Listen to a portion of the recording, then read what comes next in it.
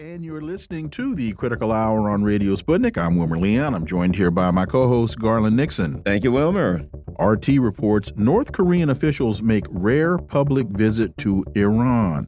Pyongyang's International Trade Minister, Young Jong-ho, is leading the delegation, according to the state-run KCNA news agency. For insight into this, to the significance of this story, we turn to our next guest. He holds the John J. and Rebecca Moore's Chair of History and African American Studies at the University of Houston. He's one of the most prolific writers of our time. His latest books are, I dare say, a Gerald Horne reader and Acknowledging Radical Histories. Dr. Gerald Horne, as always, welcome back. Thank you for inviting me. So, a high-profile North Korean delegation is making a rare foreign visit to Iran. U.S. State Department spokesman Matt Miller said yesterday that Washington is, quote, incredibly concerned, end quote, about alleged cooperation between Tehran and Pyongyang in nuclear and ballistic missile development. The two countries remain under harsh international sanctions over their weapons programs. And Dr. Horne, I would have to, I guess, take exception to that statement because the United States can only be so concerned based upon the fact that it's due to provocations by the United States that North Korea and Iran and China and Russia and a whole bunch of other folks are feeling a bit perturbed, concerned, and threatened. Dr. Gerald Horne. Well, your audience is also should be perturbed and perhaps even in jeopardy as a result of what I'm about to outline in the next few moments. What I mean is that this trip to Iran was preceded by a journey to Washington by Prime Minister Kishida of Japan. And it's no secret that when he met with Mr. Biden in the Oval Office, that the Democratic People's Republic of Korea was on the agenda, in addition, of course, to the People's Republic of China. We also know that President Yoon in South Korea is one of the more conservative leaders in Seoul in recent memory. He is widely viewed by at least half the electorate as a sellout because there is widespread sentiment amongst the Korean people on both sides of the demilitarized zone that the Japanese brutal colonialism of 1910 to 1945 should never be forgotten. Yet, alas, President Yoon is trying to snuggle up to Tokyo as Tokyo seeks to develop these diabolical and devious schemes concerning the North. We also know that President Yoon has suffered electoral setbacks recently.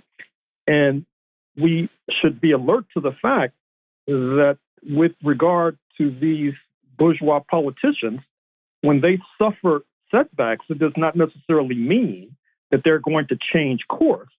Oftentimes it means that they're going to ratchet up tensions in order to save their flailing enterprise. We also know that Pyongyang, the Democratic People's Republic of Korea, has moved in recent weeks aggressively away from the long-term idea of reunification with the South. This is a direct result of the threats issued from the South. And in that context, you may have noticed that in the last week or so, there was a very important high-level delegation from the Communist Party of China to the North. Interestingly enough, this was spun in the corporate media of the United States as being Chinese concern about the DPRK's closer relationship to Russia. But I think that that is nonsense of the first order. The wider context, which makes all of these maneuverings ever more perilous and problematic, is that U.S. imperialism appears to be engaging in a shift in its policy towards China, not necessarily towards non-confrontation, but originally, that is to say, pre-February 2022, the idea was to lure Russia into a conflict in Ukraine, sanction Russia, turn the ruble into rubble, as Mr. Biden put it, and engage in a form of regime change in Moscow. That does not seem to be panning out as of April 2024, as most analysts agree. So now the idea is to sanction those regimes who are allegedly bolstering Russia, and that is the People's Republic of China in the first instance. That's the import of the visit to Beijing and Shanghai of U.S. Secretary of State Anthony Blinken. He supposedly, according to the U.S. press, will be reading the Riot Act to the Chinese authorities, encouraging them to sign on to the U.S. sanctions regime. But one would have to think that the Chinese authorities were idiotic if they were to do so, because basically what Mr. Blinken is saying is that sign on to the sanctions regime against Moscow so that China can erode its firewall, so that the United States can move and creep ever closer to an overthrow of the Chinese Communist Party itself. I should also mention in this context that the direct overthrow of Moscow has not been wholly laid aside. That's the import of the story on the New York Times website as we speak about these major war games taking place alongst the western border of Russia, spearheaded by NATO, the North Atlantic Treaty Organization. Apparently, tens of thousands of NATO troops involved in these war games. This small planet has not seen such major war exercises of this nature, perhaps ever, certainly not in recent memory. That particular gambit of direct overthrow of Moscow has not been wholly set aside because there is obvious reluctance by certain NATO members, speaking of the Federal Republic of Germany in the first instance, with regard to going along with the anti-China plans. That's the import of Chancellor Scholz being in Beijing last week. That's the import of his being accompanied by a plane load of businessmen following in the footsteps of President Macron of France, who engaged in a similar kind of commercial diplomacy months ago. And we should also not forget the bill that was just signed, as far as I know, today by Mr. Biden, that has a proviso calling for the seizure of $300 billion in Russian assets, mostly in the European Union, by the way. And that puts added pressure by Washington on its usual puppet allies in Western Europe to go along with their anti-Russian schemes, although if recent history is any guide, they may not need that much pressure to go along with these harebrained schemes. Although, interestingly enough, Christine Lagarde, is the head of the European Central Bank, a former high-level official in France. She's poured cold water on this idea of the seizure of assets because, of course, it could lead to Russia retaliating. It could lead to a number of other nations who fret about the fate of their assets in Europe or in the North Atlantic countries generally, seeking to dilute that particular payload. I'm thinking of Saudi Arabia, the UAE, for example. And so this is a very fraught issue that Washington is pushing right now, once again, at the expense of its allies. But we understand why this sort of precipitous maneuver is being pursued if you only follow the rhetoric of the top EU diplomat, speaking of Joseph Borrell, who suggests that if the Europeans and the North Atlanticists do not prevail in Ukraine, it could erode significantly their global influence to the detriment of the class that they represent. Boris Johnson, the clown prince, if you like, the former prime minister in the UK, the former mayor of London, in his weekly column has said as much. And so because of this kind of hysteria, this sort of do or die posture, either prevail in Ukraine or go down the drain, this has led to these war games. This has led to this nonsensical idea of seeking to impose secondary sanctions on those who trade with Moscow, even tertiary sanctions, if you like, despite the fact that recent scholarship suggests that the sanctions regimes that have been imposed so promiscuously by Washington in recent years have failed. Look at the question of computer chips, for example, in China. The fact that the United States has sought to bar chips from China, for example, from TSMC of Taiwan, from NVIDIA of the United States, from AMD of the United States, from Intel, et cetera, it's only led China to develop its own chip industry, which probably in coming years will erode the market share of those aforementioned chip manufacturers. And so we see that this is a massive riverboat gamble by the North Atlantic countries. They're all in with regard to confronting Russia and China, because as they see it, this is the ball game. But the problem is that those that they are confronting are not necessarily reclining recumbent. Instead, you see what you started off with, that is to say, the DPRK tightening relations with Iran. We see that Sergei Lavrov, the Russian foreign minister, was recently in China to be followed within days by President Putin himself. We recall that months ago, Chairman Kim of the DPRK was in Moscow. And we also see, parallel to that, the tightening of relations within the Shanghai Cooperation Organization, which is more than a handful for the North Atlantic Treaty Organizations to confront. But once again, we see as well that the rhetorical blood pressure is skyrocketing in the North Atlantic camp. That's the import of this call in the current issue of Foreign Affairs magazine, not only for a direct overthrow of the Chinese Communist Party, but for sending European troops to the Ukraine battlefield, a follow-on to the scheme hatched by President Macron of France in one of his lesser sober moments. And so this is a very dangerous and perilous moment that we are confronting. And the paradox of it all is that as the United States, on the one hand, is seeking a confrontation with the People's Republic of China, that's the import, once again, of Mr. Blinken in Shanghai and Beijing, but the pressure of events is also forcing the United States to emulate China. That is to say, it's casually tossed aside its free market rhetoric.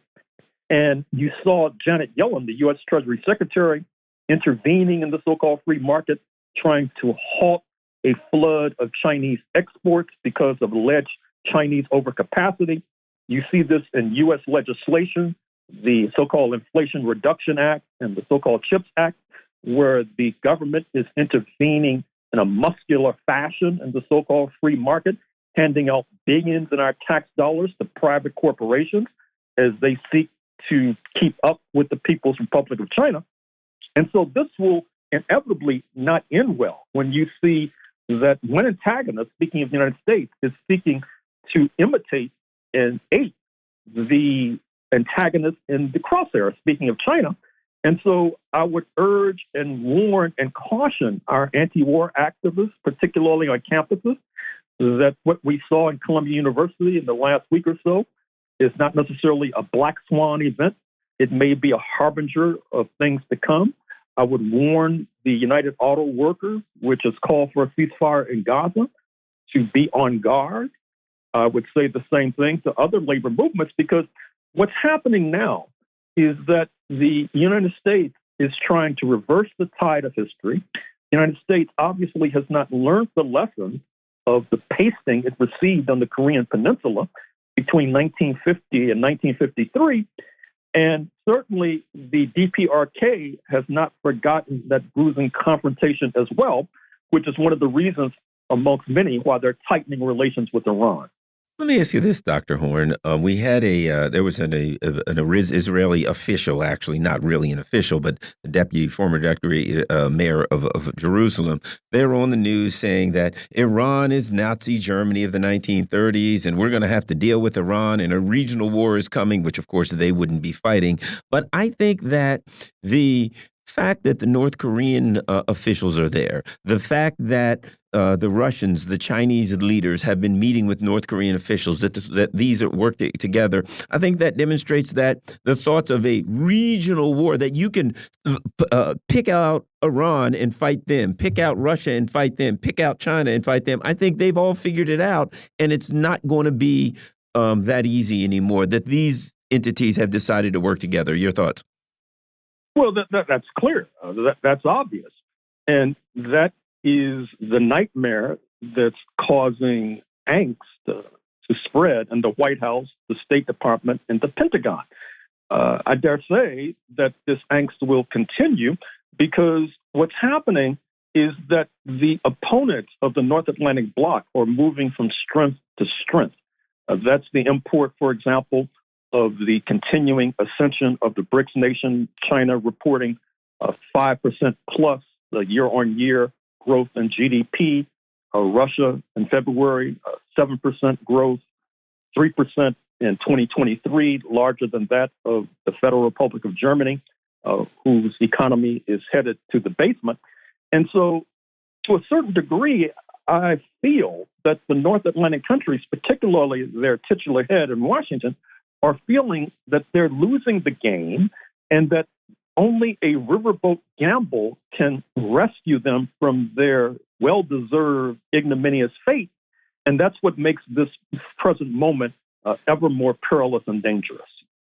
MSN has a piece, Jerusalem warns regional war with Iran is inevitable. Iran is the Nazi Germany of the 1930s. And the outgoing mayor of Jerusalem was on a show with Trey Gowdy. And he says, for the first time, and it says, to discuss escalating tensions following a direct attack by Iran and subsequent retaliatory strikes by Israel. I think they've got their timeline a bit confused on that, which is part of my point. But for the first time ever, Iran has shown their hand, noting Iran's usual strategy of engaging in proxy warfare through forces like Hamas and Hezbollah. This is the type of rhetoric, an incredibly dangerous rhetoric, because it's just flat out wrong. Dr. Horne. Well, it's not only flat out wrong, it's also obscene to invoke the memory, the sacred memory of the victims of the Holocaust from the 1930s and 1940s by analogizing the Tehran regime with the outlaw racist Nazi regime in Berlin. It's ludicrous, it's obscene. But I think what it bespeaks is, once again, the hysteria that's descending upon the North Atlantic camp and their puppet regimes, such as that in Israel, because April 13th, when Iran rained down projectiles in Israel, was a turning point with regard to these nations' relations. And I don't think that Israel will easily recover. And I also expect and suspect that heading towards Iran, sooner rather than later, will be the vaunted S-400 anti-aircraft defense system devised in Moscow, which we know is the crown jewel of air defense and the gold standard for air defense, which in many ways is the impenetrable shield that will prevent the kinds of forays that Israel has taken within Iran, for example, a few days after April 13th. And that, too, is a game changer. And that, too, speaks to those rather nonsensical comments by this so-called Israeli official analogizing Nazi Germany with Iran. Another important part is you'll notice they say, "Yeah, we, the free world." When this conflict started, they haven't had a lot of luck. From 2006 to today. If you look at the forays into military conflict for the Israeli army, they have not had much success. If you look at what happened with Iran, that it would be charitable to say they didn't have much success recently. But I notice it's we, the free world. Everyone else has to come in here and fight our war for us against Iran. There's a level of entitlement there that's quite frankly sickening. Well, sickening indeed. And that also bespeaks the rather impossible position that Israel is now being placed in. That is to say, even as it talks about invading Rafah, perhaps driving thousands, if not more, Palestinians into the Sinai desert, and then bringing in more settlers to occupy Gaza, which would be in violent and blatant rejection of international law. But at the same time they're developing that diabolical scheme, you see that they're on the defensive. They're on the defensive from Iran. They're on the defensive from Hezbollah. They're on the defensive from the comrades in southern Yemen. And so Ilan Pappé, the well-known historian of Israel at the University of Exeter, has suggested that we may be at the beginning of the end of the entire Zionist project. And when he first made that comment some weeks ago, I was questioning his reasoning. But with every passing moment and day, it seems as if he may have had the gift of prophecy. But the problem is, once again, that these imperialist projects will not go quietly and softly into that dark night of demise. These beasts are most dangerous when they're cornered. And right now, they are cornered indeed.